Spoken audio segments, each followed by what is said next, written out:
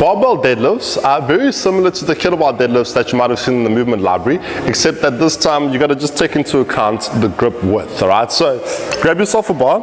First things first, on establishing your grip, normally when we do a deadlift, you have one arm under and one arm over. It doesn't matter whether it is right or left or right. It's all about personal preference. So in my case, I like to have my left hand with the underarm grip and my right hand with an overarm grip. You'll notice how my hands are just outside of hip width, alright? Cool. Now, from this position, my feet are just inside of my grip. I'm going to turn to the side and show you the execution. Normally when you've got the bar, the deadlift will start off at what they call the middle of your shin. This is where the bar's at. If I've got bumper plates, they'd be resting on the floor.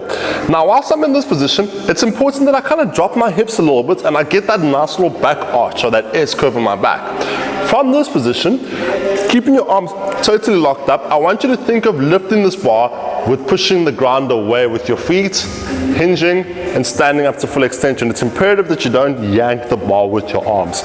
From the top, I'm going to go back down the same way I came up. I'm going to hinge my hips.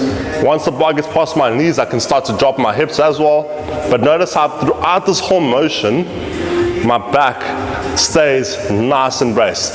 Oftentimes what people do is they'll start here, their backs will round, and they'll want a deadlift, or they'll start here and they're going to want to yank the bar up, which is what you don't want to do. So one more time, start, firmly lock the arms, arch the back, press the ground away with the legs, lock out, and then return back down is going to be how you deadlift.